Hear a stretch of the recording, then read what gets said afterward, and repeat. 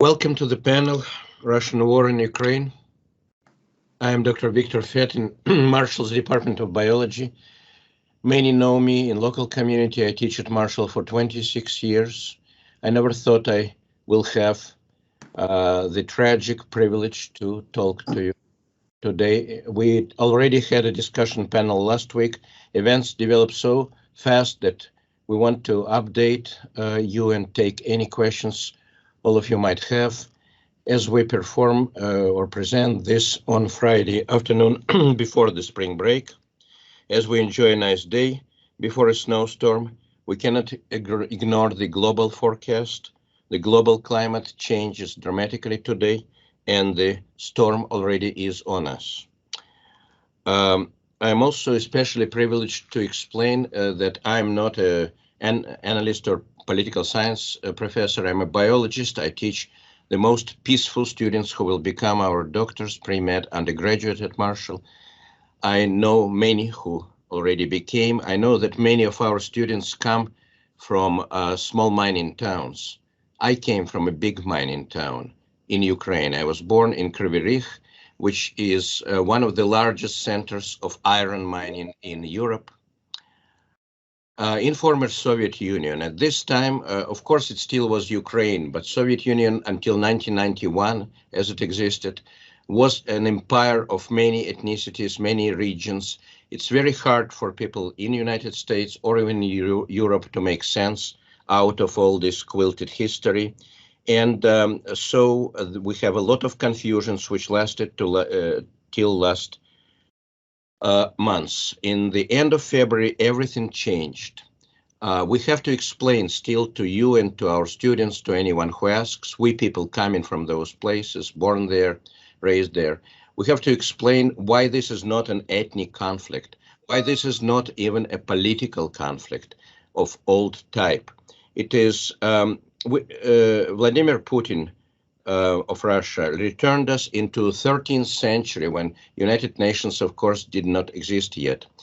No analogies work anymore. It's not like civil war. It's not like any other of two world wars. Is it a world war? Yes.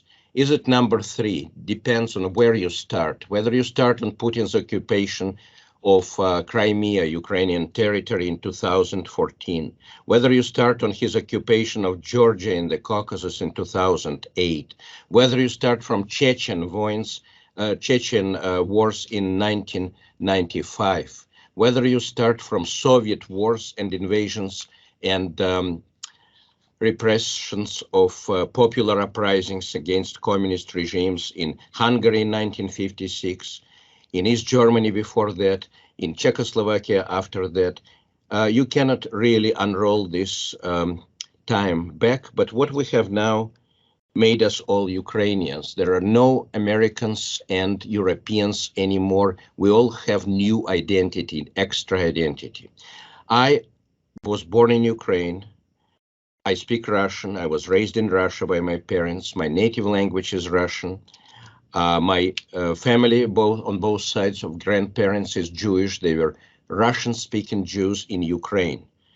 When German Nazis came in 1941 to Ukraine, they killed half of my family in concentration camps.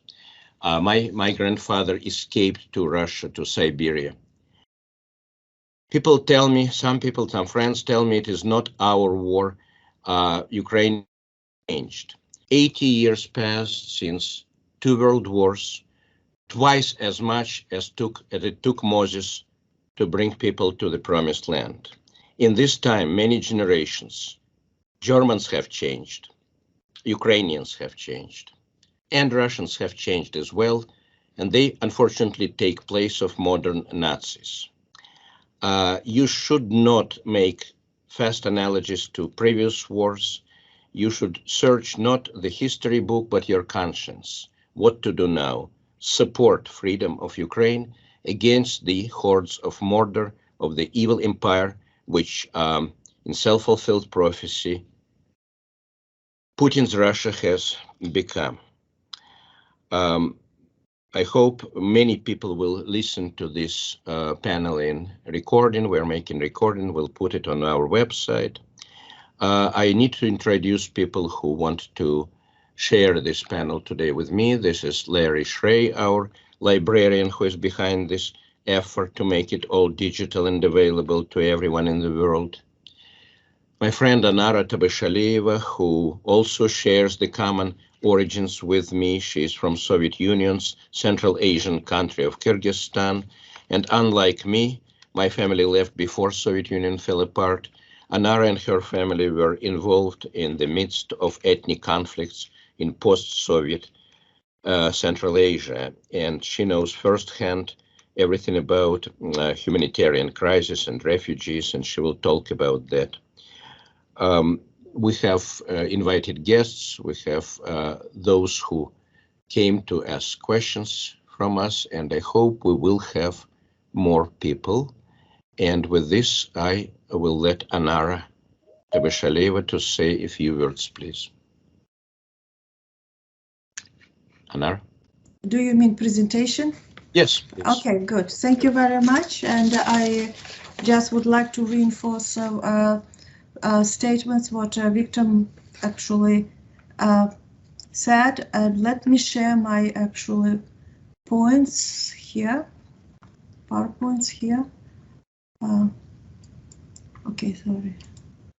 We will admit more people as I hope they will be coming live. We apologize for a late announcement, and of course it is bad weather coming. So I appreciate everyone who could come live.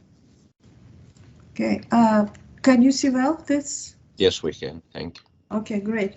So I just would like you to see that I would like to talk briefly about humanitarian crisis and Putin's plan.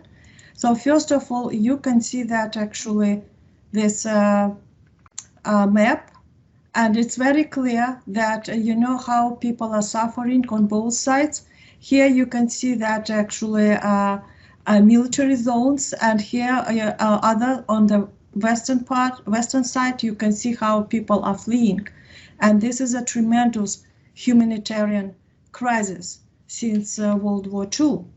And I would like you to pay attention to that actually neighbors, that Belarus is entering the war as well. So you can see the war is expanding. It's in addition to this, I would like you to see a very active role of neighbors, Western neighbors, NATO countries. They accept refugees, and situation is actually very, very complicated. So, and as I mentioned before, the largest burden we can the largest portion of refugees moving to Poland, more than 1.5 million, and actually what we expect up to 8 million refugees now. And it's interesting to say that the refugees, we mostly focus on Ukraine now, but now we can see many people from Russia are fleeing as well because of sanctions, because of their protest, and they do not support this war. And thousands, at least right now, thousands and thousands of Russians and people who live in Russia, they move to their neighboring post-Soviet countries in the Caucasus, in Central Asia. So, for instance, in my country, actually, my Kyrgyzstan, where I am from, almost all hotels are booked, and they're mostly who are coming, IT people, professionals, scholars, and so on. So we can see tremendous movement right now. And of course, there are numerous war crimes we can see, and as a rule, women and children and old people who pay the highest price. We don't know all actually the level and all war crimes, and right now we will learn more about this. But one is this actually terrible. Here you can see the terrible images from Mariupol when maternity hospital was bombed. And then you can see this woman actually was so frightened, and recently a new girl, actually a new girl was born. Her name is Veronica. And again, we need to see that the Russian troops used weapons against civilians before. Nobody stopped them. So that's why you can see that we see very similar situation, but it's the scale is much larger. As I mentioned before, that in Grozny, civilians were killed, thousands and thousands of civilians were killed.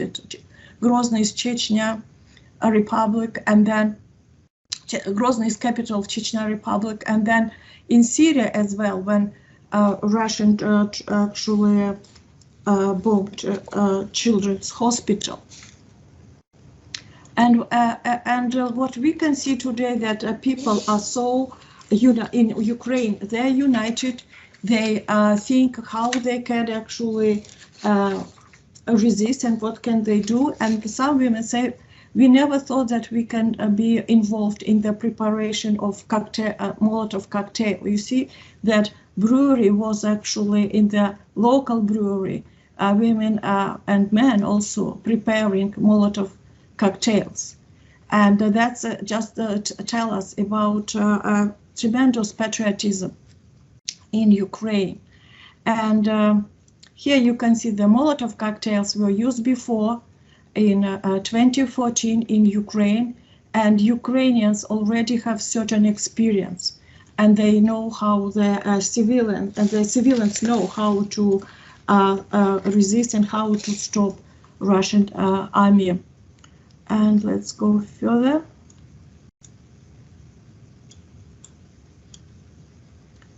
And here I just would like you to, this is picture actually, I remember when war began, we did not believe. And I remember this woman, I remember this image. It's actually on the image related to the February 24th. And you can see that from the first day of war, civilians were targeted. At the same time, I would like to actually emphasize that we have an architecture of humanitarian assistance. Here you can see that some international and local organizations, they know what to do. And briefly about Putin. Putin actually promised this war. He promised this crusade against NATO long ago in 2008. We did not believe, but our textbook includes actually this. This is a document from the world history textbook, and you can see that Putin in Munich, it's in 2008, already promised to begin this war, and the West and people in around actually, and people in Russia and around Russia just did not pay attention. They thought it's just rhetoric.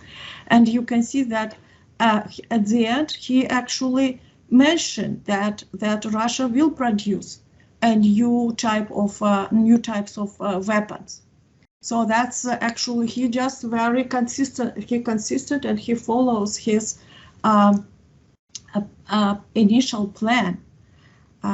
Then we can see that when we talk about Putin's plan, we should understand that all these Central Asian republics and South Caucasus, here's a South Caucasus, post-Soviet republics, they already are very, very loyal to the Kremlin.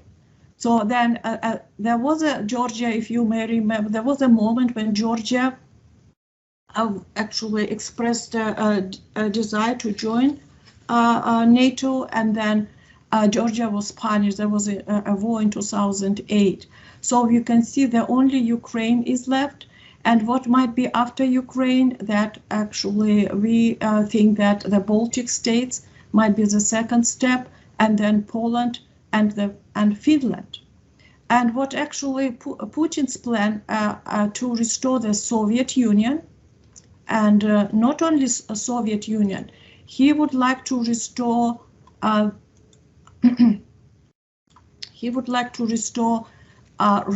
the Russian Empire. You see, the Russian Empire included Poland, included Finland. Finland actually declared independence only in actually in 1917. So that's tell us that that's actually Putin's plan to continue the war. And that's why I actually appreciate there's actually many statements when Ukrainians say that we protect Europe, we protect NATO, we protect the world against Putin's regime. So it's actually it's what we can see when he talks about his plan and in the future.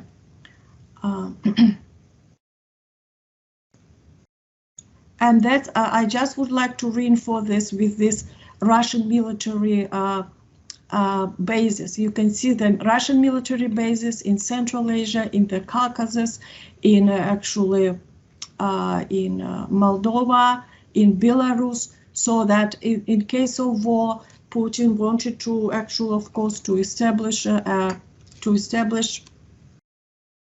puppet regime, and of course, place more military bases, actually targeting NATO, targeting Western European, Eastern European and Western European regions. And then I just would like also to see that some people, maybe we don't know exactly how many, but we know that some people support Putin, and now they created a new swastika. This is actually symbol of this new so-called Russian patriotism, and that's actually was taken probably at grassroots level. Of course, there was initiative at grassroots level when the first Russian tanks actually appeared. They had this sign, so that's why that was immediately supported by pro-Putin's forces, and they actually demonstrate their loyalty. And also we can see that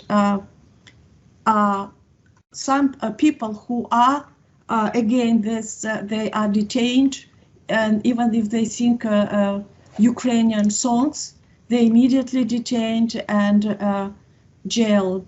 That it's interesting moment that in Washington DC we can see a new actual sign was posted. The President Zelensky way was placed next to the Russian embassy, Russian Federation embassy in DC.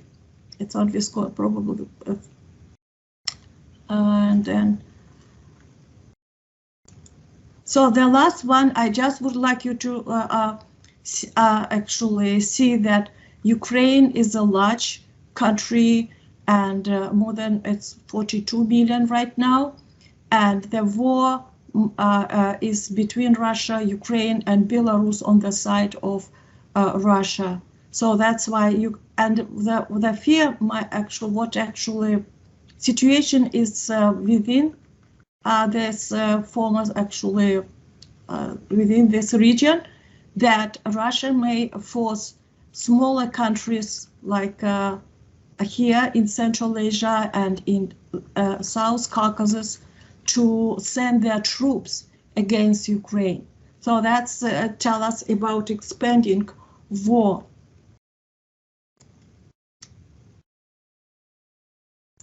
And that, as I mentioned before, the war might be expanded because we know that Russians right now preparing actually provocation, and they would like to involve Belarus. And then the next, as I mentioned before, will be the Baltic states, Estonia, Latvia, Lithuania, and pay attention to the small piece of to this place. This is Kaliningrad province.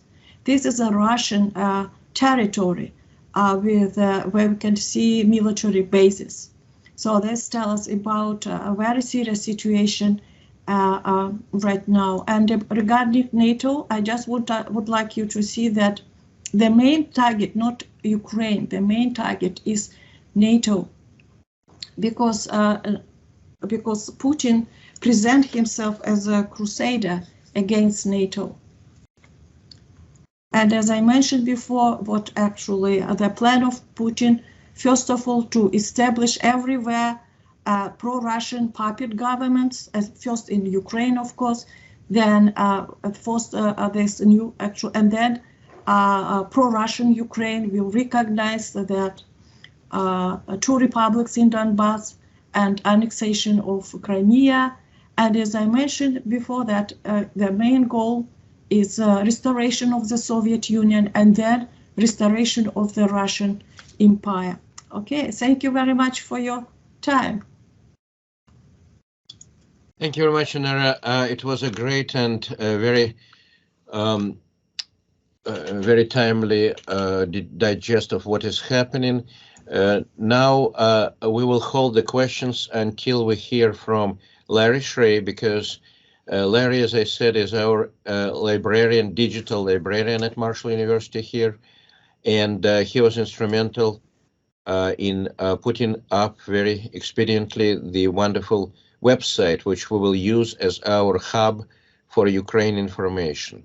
And it's just beginning to expand, and Larry will tell us all about the website. Please, Larry. Hi. Victor, you might want to turn off your camera or shrink. I'm not sure why this isn't expanding. Yeah. Let me share my screen. Do you see DuckDuckGo, Marshall University, Ukraine? Yes. Okay. Now, if you can search Ukraine and Marshall University using any search engine, this LibGuide is the first item on the hits page. So that's the way you want to find it. Marshall University, Ukraine. This is the homepage, which has last week's webinar. And you can watch that right here. Just click it. We have a live stream that you can click here. The two streams on the right are dead now. They went silent about 12 hours ago. I don't know why they're off. It could be a power problem or maybe a security problem where possibly the Ukrainian government doesn't want live video to show up. But this is Ukraine right now. And also on the side here, we have access to a blog. Victor's put most of the items in the blog, and they're really worth reading. We don't want to load this with things that you can just find anywhere, but these are items that Victor and some of the other people involved with this project consider to be very important. This teacher's letter from Vinnytsia, Ukraine, is really quite a sad read. Victor's poem, The Battle Song for Ukraine, is very well done. And if you would like to get automatic updates as items are added, simply type your email address in here and subscribe. And as you scroll down here, you see there are other items posted that you could look at. News media sources in Ukraine. These are 4 really good sources. The Kiev Independent was formed just a few days ago when the old newspaper tried to impose censorship, and all of the journalists left formed their own newspaper, and the old paper folded. So it's good to see the independence of the journalists. And the Office of the President for Ukraine.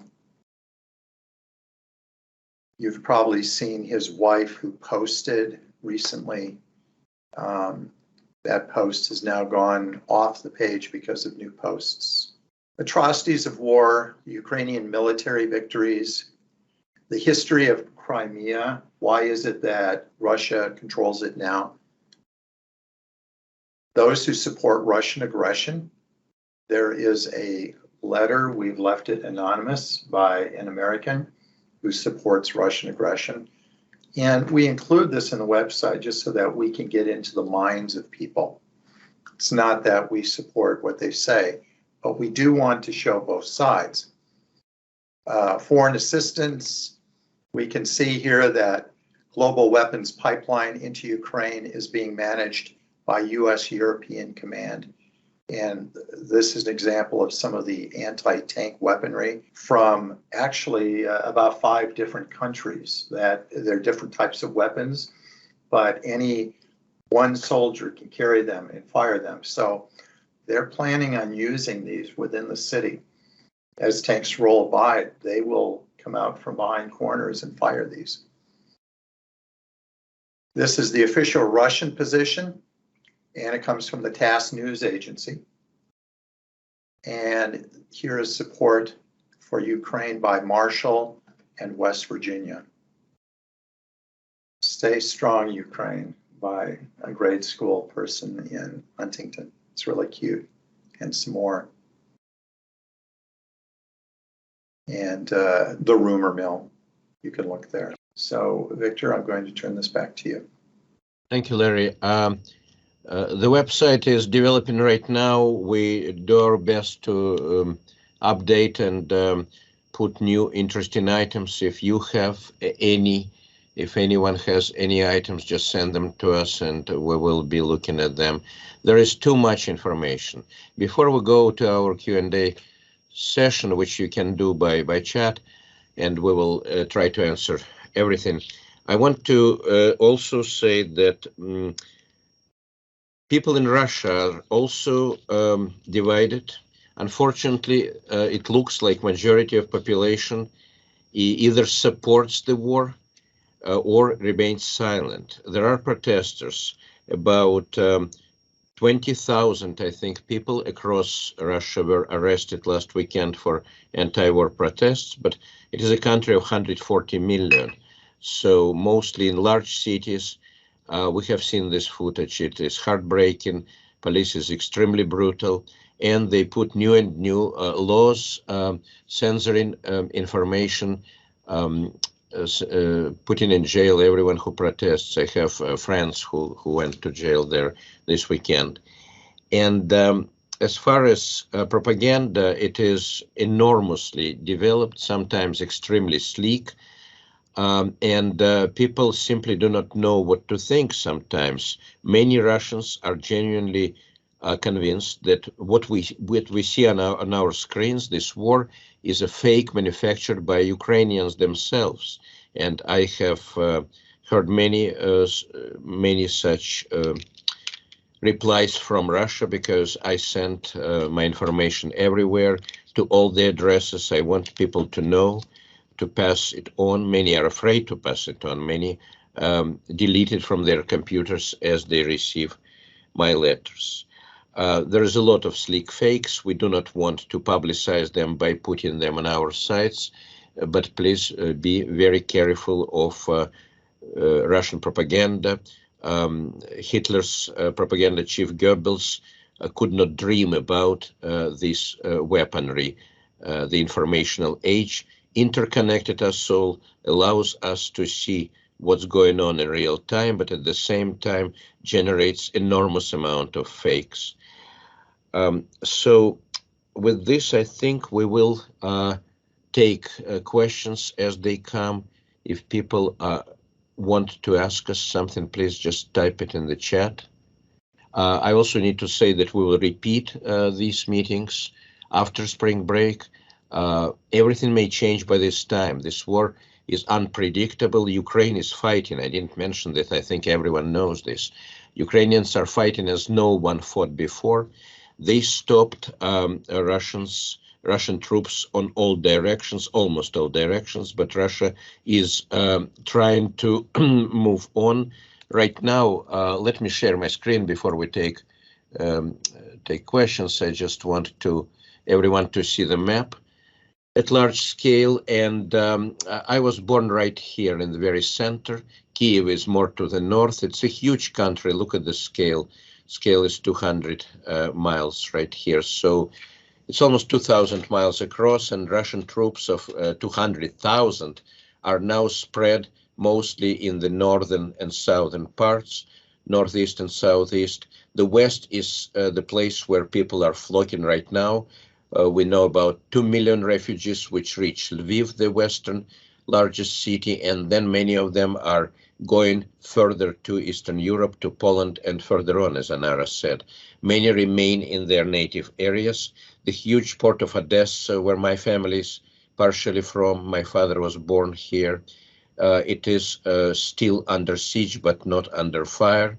Crimea, of course, was Russian stronghold since 2014, and they prepared well for occupation, which now stretches to Mariupol, city completely besieged, completely taken, and also Kherson is taken. So the southern part, this seacoast is a very nice place. I was camping with my parents there when I was in grade school in summer. Now these on the east, of course, are two separatist regions of Luhansk and Donetsk, which Putin supported since 2014.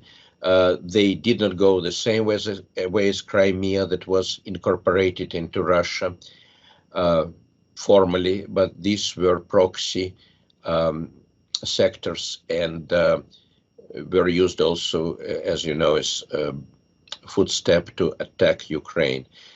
Huge city of Kharkiv, which is 90% Russian speaking and ethnic Russian in large part, is bombed indiscriminately, and all the atrocities of war now happen along the northern and southern parts. But the main goal, of course, military goal, is to seize Kiev. It was the goal of Blitzkrieg that failed. The war as it stands now, Putin regroups his troops, and they will try to get Kiev. Kiev now has half of its population compared to 2 weeks ago, but refugees are women and children and old people. Men are staying to fight. This is all I wanted to show right now. Thank you. And questions, please. Do we have any?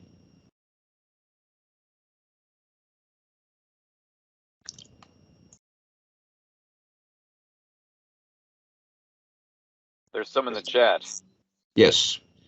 I'm trying to look at them right now. Where does Putin get the idea of Nazism in Ukraine? I probably can answer this. Every country has Nazi and neo-Nazi groups.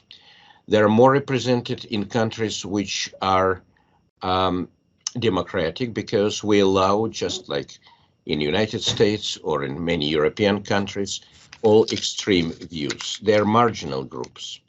So, of course, as I said, during the war, last war 80 years ago, many Ukrainians, as well as Russians and all other nations in the Soviet Union, sided with Nazi Germany in their hope to get rid of communist regime. This was not so, did not become so, but this heritage exists. Most Ukrainians right now are like most other former Soviet republics, except Russia, I'm afraid. Most of them are firmly against this ideology, but it's Putin's propaganda machine to portray, their goal is to portray Ukrainians as not only free people, nationalists, you may say, who support their free nation in any sense, but also Nazis of German mold from 80 years ago. Putin's propaganda is extremely archaic. Many memes he propagates go back not only to Soviet Union, but to early Russian Empire, or if you wish, even Genghis Khan's empire. The idea that empire should expand, that Russia can be only an empire, that it cannot be free federation of separate countries, independent countries, which happened after Soviet Union fell apart. So the idea of Nazism in Ukraine is, and especially the idea that modern Zelensky government is a Nazi regime not supported by Ukrainians. This was behind Putin's failed blitzkrieg. We have to use German term here, which stuck in military history, of course. Thank you. Can I add and show something? Yes, please, Anna, please. Okay. So that I would like to show the screen. This one, can you see the screen? This actually, can you see the screen?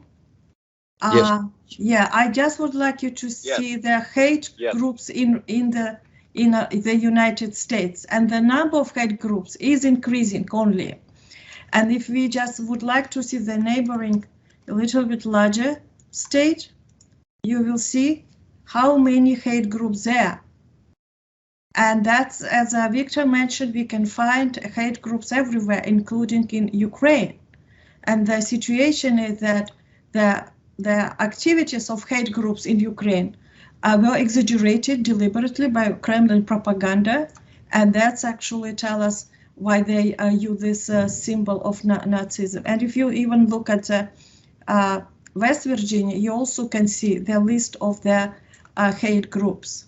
So that's actually, I think, very, very important just to see that it's a very complex and important topic. I agree. Thank you. Thank you, Nara. Chris, would you like to say something? Chris? Yes, thank you. Yeah, I was in a meeting earlier, but I wanted to say that I think the idea of having these weekly or semi-weekly talks is very important as a means of combating the thousands of reports that are coming out of the region, and especially so you can kind of centralize discussion about it.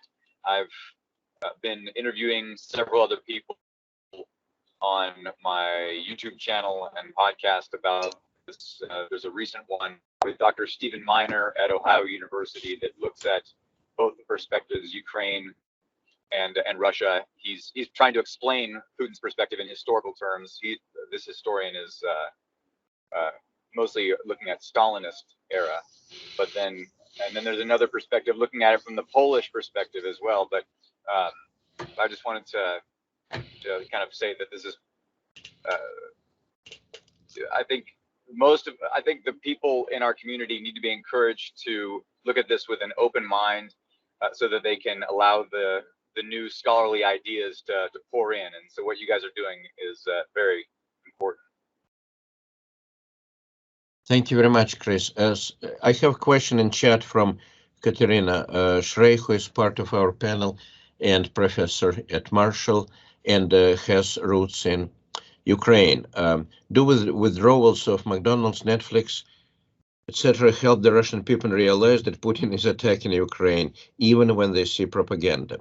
I'm afraid these are symbolic issues, symbolic withdrawals. Of course, they will kind of jolt average Russian. It jolts them when children cannot go to McDonald's. But unfortunately, the effect which we might see right now in Russia is classical rallying for the flag, rallying around the flag, my country, right or wrong, and even when your country is wrong. So there is a lot of propagandists in Russia saying we do not need Western services, Western stores. There was one blogger who said, go away with your IKEA made of sawdust. We will have enough wood in Russia to make our own tables and chairs. But this is superficial because, first of all, it is not just withdrawal of services, it's withdrawal of places. There will be a lot of jobs lost in Russia because Russia doesn't have a good economy which is not connected to the West. Russia does not have an economy, period. Its economy will collapse in a couple of months without Western support, without funding, without transactions. Visa and MasterCard stopped their work, banks and everything else. It's a domino effect like the world has never seen because the world has never been that interconnected. We need to teach it to our students. We have obligation at Marshall of teaching. So I ask my colleagues in liberal arts, please teach them using your life examples. You will not have another case like this in your lifetime. I hope you will not. Thank you. Someone else, please ask questions. I see no more questions in chat. Katerina is as the last one. Larry, can we give microphone to somebody who can speak, or maybe if somebody wants to say something? Yes. Does somebody else want to speak? I wanted to maybe ask a question of the panels or anybody else about this book, Secondhand Time by Svetlana Alexeyevich. I know the name, but I haven't read it. Anara, do you know more about it? Svetlana? I know about, she's very famous and actually popular in former Soviet Union, but I don't know her latest actually, I'm not familiar with this, sorry. Svetlana Alexeyevich is a Belarusian writer, Yes. who of course won a Nobel Prize in Literature, and she collected war stories and other such. And she was instrumental, she was part of Belarusian popular protests in last year, which were ruthlessly put down by dictator Lukashenko, the president of Belarus. But I haven't heard Svetlana talking anything about current conflict. Maybe I missed it. However, yesterday the new website came out, and it is on our Ukraine linked. I linked it yesterday. It is called New Russia, simply Novaya Rossiya, and it was founded for donations for Ukrainian refugees, but by three most famous expat Russians: Mikhail Baryshnikov, the dancer, he is in America; Boris Akunin, one of the foremost Russian writers, he is in London; and Sergei Guriev, economist who fled Putin's regime, he's in France. So it's just starting, it collects donations. And at this moment, I also want to say that we will be putting also links to centers where you can donate. Most direct way to do it is through Ukrainian Christian Orthodox churches. We don't have one in our neighborhood, but there are many on the East Coast. Dr. Shrey knows some, and I will be putting some other links to those Ukrainian churches. They have very expedient help. And my friend in New Jersey says they're just busy packing boxes of medical drugs and clothes and everything, because we need to help refugees first of all.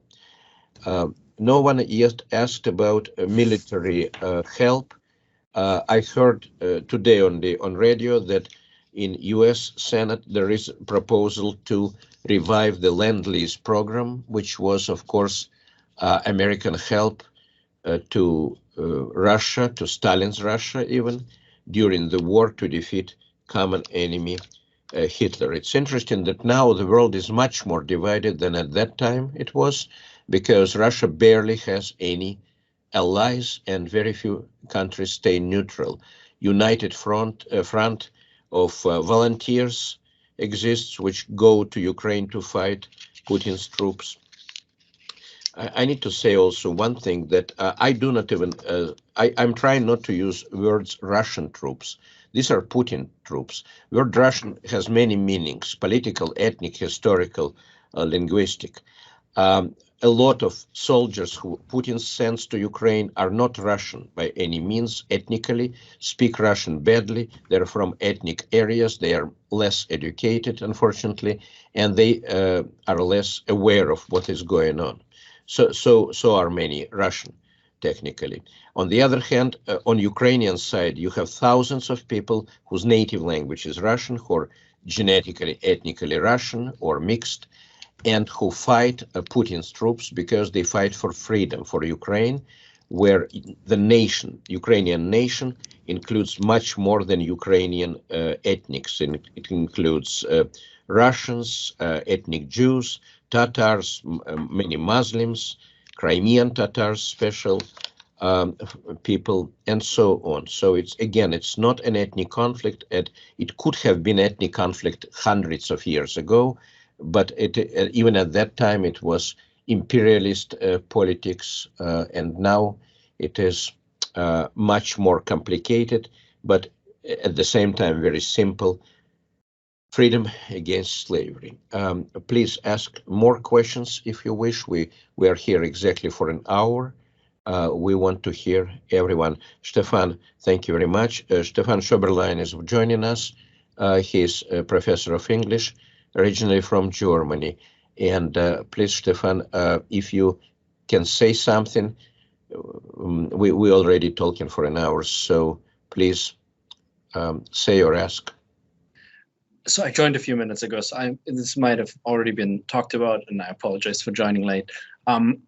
Could somebody, maybe Anara, speak to the reaction in Asia?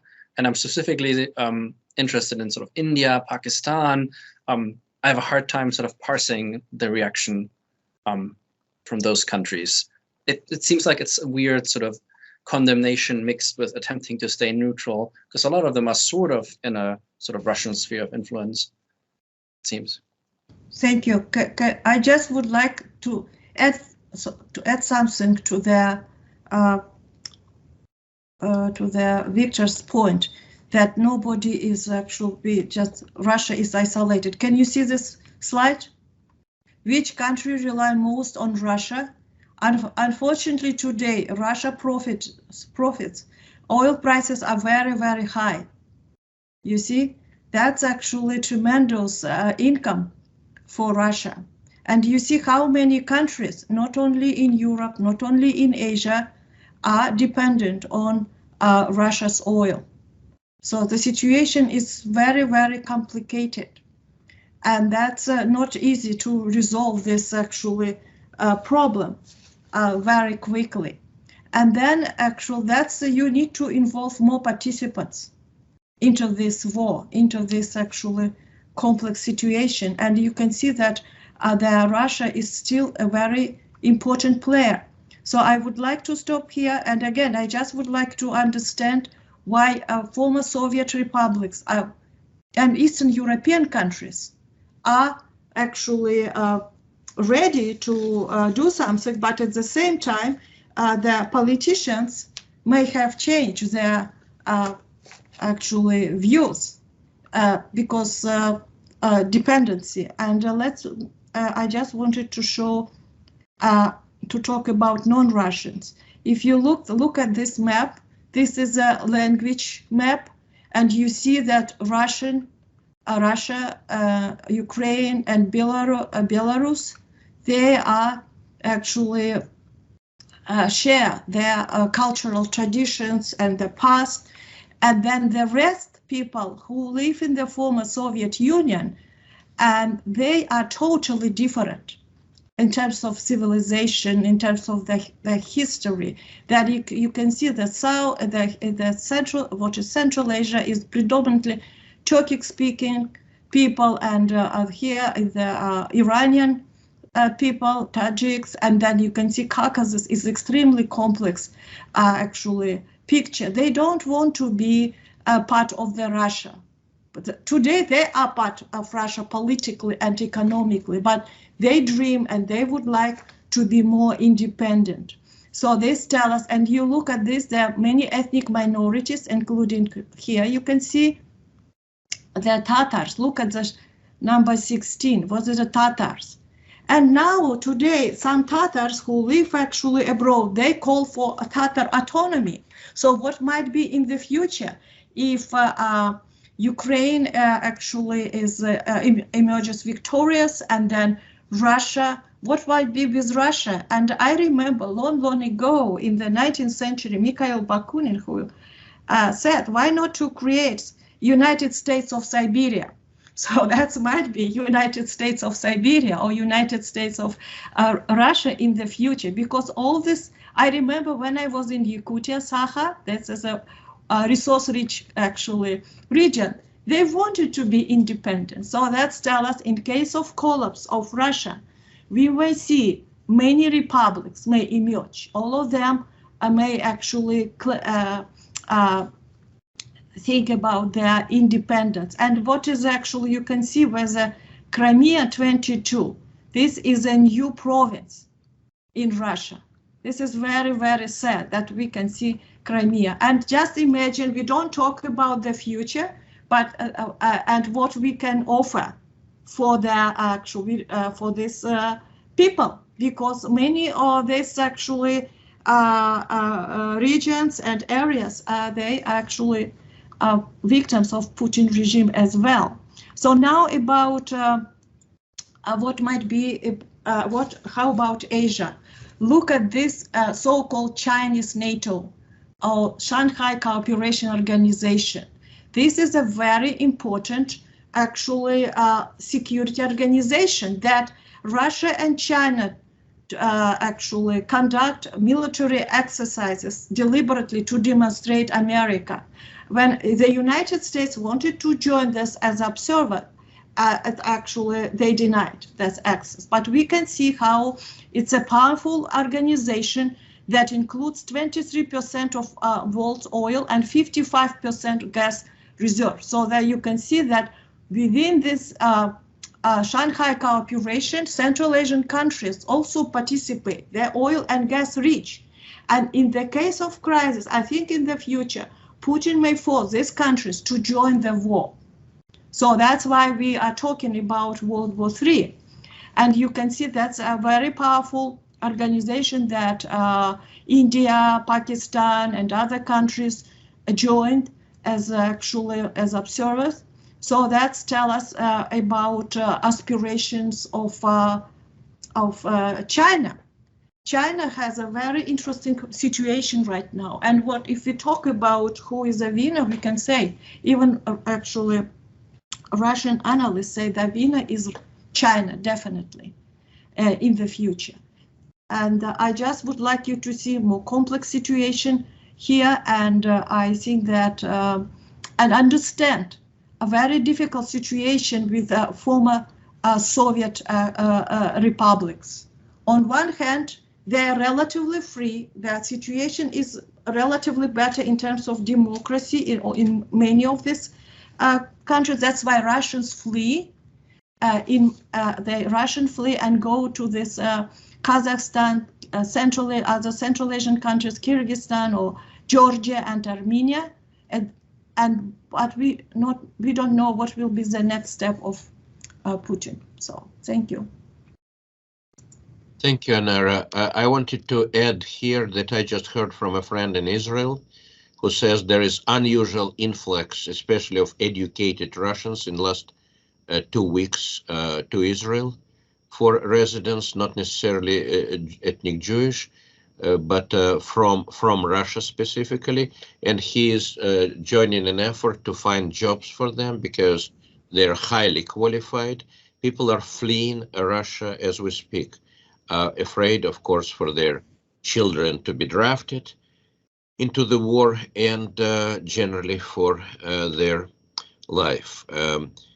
It's still possible, by the way, because Russia and Israel do not need visas right now. Any more questions, please? Ask in chat or raise your hand.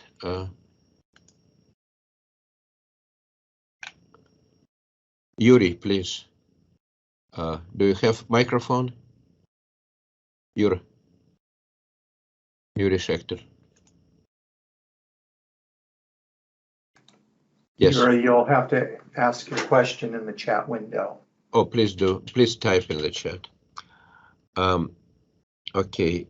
Anyone who wants to ask the question, please type it in chat box because we don't have live mic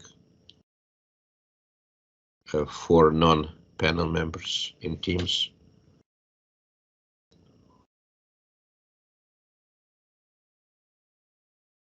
Katerina, would you like to say something else? I'm just very grateful. I'm learning an awful lot. For our audience, I'm a Ukrainian American. I grew up hearing about Ukraine, and I studied in Ukrainian school for 12 years. As an adult, it is amazing and wonderful to me to learn from a very academic perspective and from a very researched perspective more about the country that I've spent my entire life loving. So I'm very grateful to my colleagues, to Victor and Anara, for educating me and getting me up to speed. I do have presentation privileges, so I think I may have just unmuted Yuri, but I'm not sure if I did that correctly.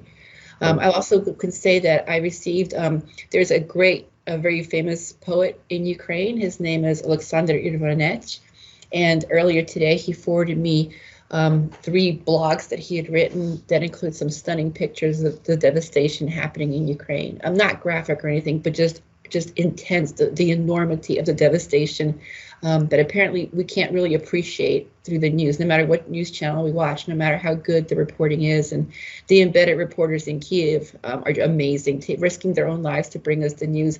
But even that doesn't give the full enormity of the devastation. The poet Ivanich is actually in Irpin, which has been very heavily bombed. He and his immediate family are now safely at a distance from there, but seeing the devastation on the ground from an eyewitness perspective is quite stunning. Thank you all for praying for Ukraine, for your continued prayers and support. West Virginia has been particularly generous since our first panel in going to the Amazon link and buying things to be sent to Ukraine, things like antibiotics, band-aids, tourniquets. Tourniquets, shockingly, are a very much needed item. A gauze that clots wounds is a very much needed item. West Virginia, the response from West Virginia has been absolutely amazing. Very grateful for the prayers. And again, if you pray with words, please pray with words. If you abide by a code of ethics and live life well, please continue to do good works. I'm at a loss for words, but very grateful that we are paying attention to this and continuing the conversation. Thank you. Thank you, Katerina. I want to share one more item, and we will still be able to. We are not finishing. We will stay as long as people have questions, and we will come back after the spring break with another update. I hope we will make it a regular presentation, at least to the end of semester. Victor? Yes. Can you turn your camera on, please? Yes. And also, I believe Yuri has camera and mic if he wishes to contribute something. Yuri, please. Yuri is from New Jersey. Please, Yuri. It is my friend. Yuri, do you hear us?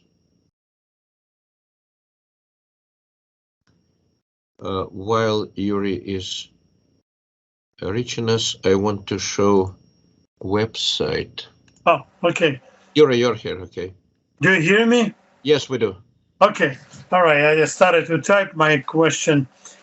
I think the most pressing question, not for us, but to ask, is military help to Ukraine, actual, real military help to Ukraine. And unfortunately, US President and his Western NATO allies refuse, for quite some wrong reasons, provide jets and air support. My question is, I'm really too far. I'm not with any position to. Do you have any means, as the university, as any other colleagues, or effectively lobby U.S. government, president, anybody for reconsidering this policy? Because obviously it was wrong covered, air support, closed the skies above Ukraine. That's nonsense. There was many ways it was done. It was done even in Syria. It was done in Lebanon. It was done without putting ground troops. But anyway, do you think, is there a way or campaign to lobby, to effectively lobby our government to do something really soon and really meaningful, effective? Well, I hope we are a small state, but at the same time, we are more visible to our legislators and our senators. Yeah, that's what I thought. I have heard Representative Miller talking about this exactly, and I'm sure that what we are doing right now, our university is very visible in our small state, which doesn't have many institutions of higher learning. So I hope that both our administration and our legislators will hear us. We're the voice of West Virginians. Marshall is highly respected in our communities. So I just hope that what we are saying is very clear. Ukraine needs all kinds of support. It needs weapons. It needs lend-lease. And there's no more excuse. It's not our war. It has been our war since, I don't know, much earlier than Pearl Harbor. When in spring 1917, 100 years ago, United States joined the war, the First World War, it was because they saw to help new fledgling democracy in Russian Empire before communists took over. There was a short period of freedom between February and October 1917. We all learned it back in schools in Soviet Union. So America was on the side of freedom in many cases, in many wars, and this is not their war. This is our war because we are already in it completely. The sanctions are the war. Do not think that we will not be involved because we already are involved. So we need to be involved in a way that we will win. Thank you. Yeah, even Chris Tucker on Fox said, if you don't know, we are already at war. But a lot of people don't feel it this way in the United States, not only in the United States. A lot of people do not feel this way in Russia. I didn't mention, maybe not everyone knows, that for calling this war a war in Russia, you go to jail for 15 years. They call it a special operation. Yeah. And this is directly a page they took from Orwell. Remember, Peace is War. And Orwell just could not imagine the capacity of modern propaganda and the technology which people have at their expense. But since US companies are pulling their support away from Russia, maybe very soon, I hope next week, Russian propaganda will lose its technology. The one thing is to pull the software support from Microsoft or somewhere, and Russian government windows collapse, and they don't have any more outlet to the world. And as I saw in news today, all Russian propaganda outlets are banned by YouTube. Finally, YouTube woke up 2 weeks after. So we pledge to our support, and we want to talk. We want our legislators and senators to hear this in our small state as well. West Virginia is always on the side of freedom. Thank you for everyone who is watching. I want to thank you, Yuri. I want to show one more thing, and please prepare if you have any more questions.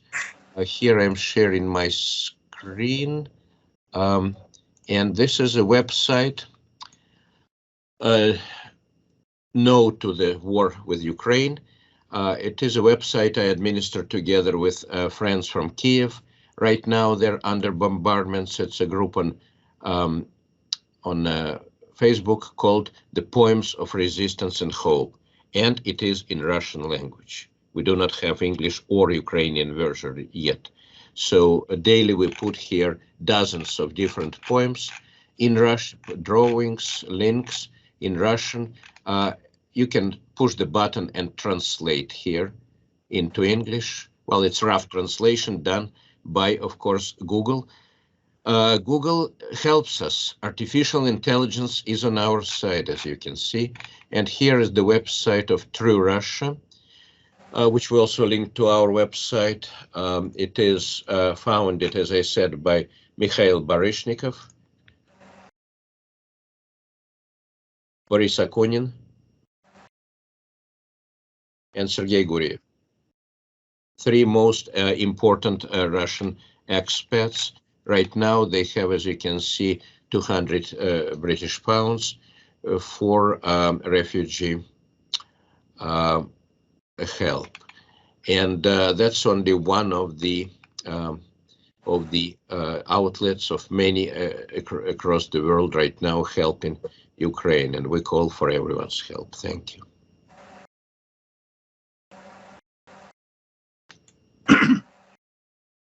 Any more questions, please, before we will complete?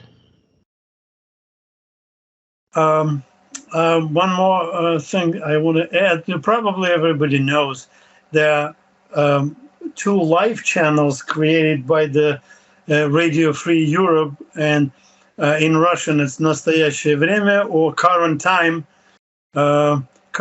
which airs 24 hours live coverage from Ukraine.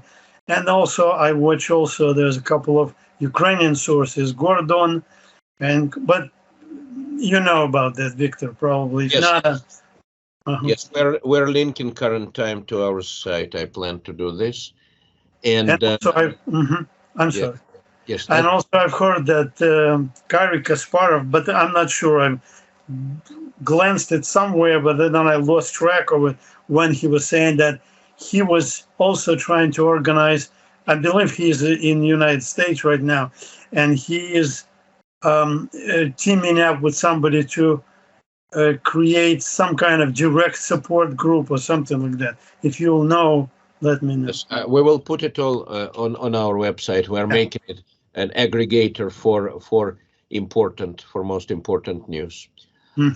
Thank you, Yuri. Yuri is an old friend from New Jersey. He's originally from Moldavia, then part of Soviet Union, now independent country, which is maybe the next target of Putin's troops. So please watch the news. Give us your links and your support. Our website. It doesn't have chat mode, but you can always email me or Larry or Katerina, and or come by when we come back after spring break on Marshall campus and see us in person. I highly appreciate interest which my students in my class have to this topic, and also we're planning to teach classes on this, which is our small contribution, but probably lasting if we can include it in our program at Marshall, teaching program, even when war ends. And I very hope it will end before next academic semester.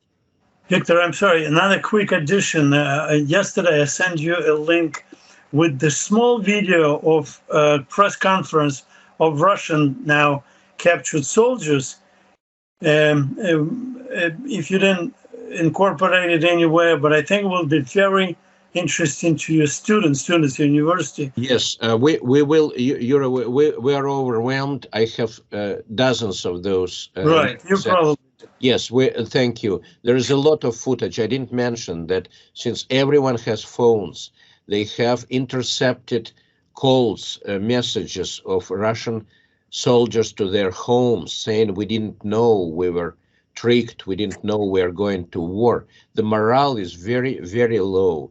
With the reports of Russian troops going hungry because of logistics, robbing grocery stores, robbing sausage and chocolate factories in Ukraine. There is a lot of those.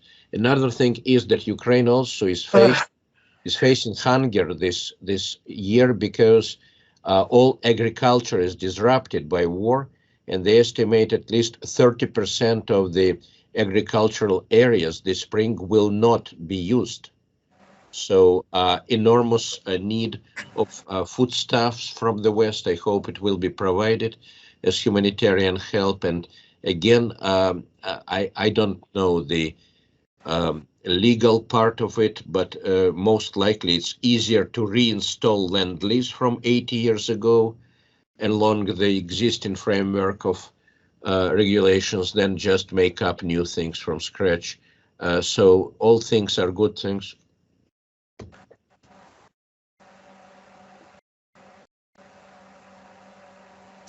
Thank you. And any more questions, please?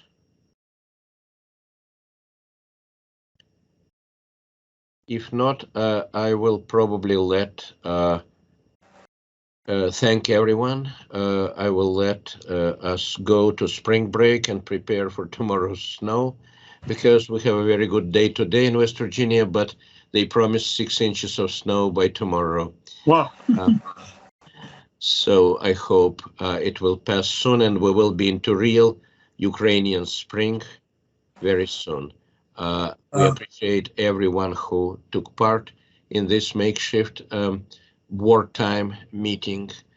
And I urge everyone to reconsider activities we were doing before war, because at least for those of us who know this part of the globe, it is our war, and it will be our help to Ukrainian victory. I hope truly that this will come soon. I know they will win, but I hope they will win soon. Thank you very much, and God bless Ukraine. God bless America. Thank you. Same thing.